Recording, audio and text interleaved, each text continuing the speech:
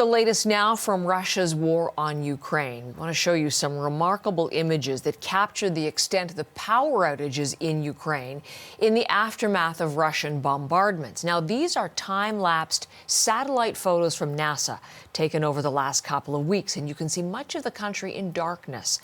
The nationwide blackouts followed Russian strikes that hit Ukraine's power grid and left millions without electricity, water, and heat.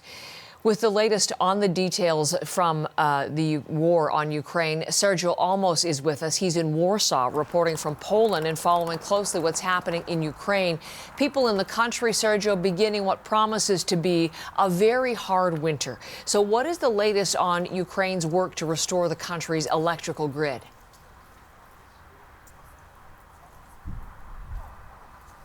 Well, conditions there are quite tough. It's about freezing temperature right now. And President Volodymyr Zelenskyy saying that there are 6 million households still without electricity across the country, about 524 settlements, 700 critical infrastructure has been damaged. Ukraine's energy grid had been decimated by about 40% from these Russian missile strikes. And we should note today, President Volodymyr Zelenskyy is warning citizens that there is a risk of another barrage of missiles. We have seen a number of them on Mondays. For the past couple months. This is what's been hitting the electrical grid, these Shahed drones and cruise missiles. Today, President Volodymyr Zelenskyy bracing people there for another round of attacks. But again, the energy grid has been repaired to quite a significant extent. We know that 40% of it had been decimated. Officials say that about 20% of the electrical grid is still out, so they can supply power to about 80% of its normal capacity.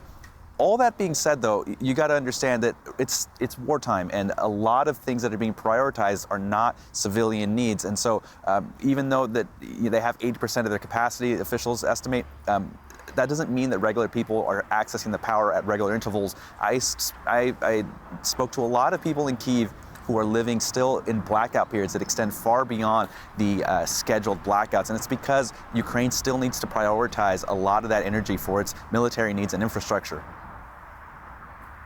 We have been watching developments at the Zaporizhzhia nuclear power plant. The head of the Internal Atomic Energy Agency has been warning that shelling around that facility is playing with fire. Those were the words he used. So Russian forces control Zaporizhzhia right now, but there is a report today that could change. What do we know?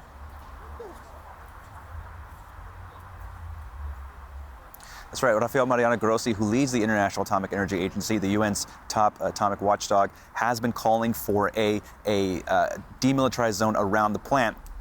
We heard from Ukraine's state energy company that they are seeing signs that Russia is preparing to abandon that plant. This is because they have been pushed back in certain areas in the south, most notably in Kherson. But in Zaporizhzhia, the conditions there are quite cold. The front lines are being hit with Ukrainian HIMARS. And so Ukraine's state energy company saying that he's seeing signs that Russia may abandon the Zaporizhzhia nuclear power plant.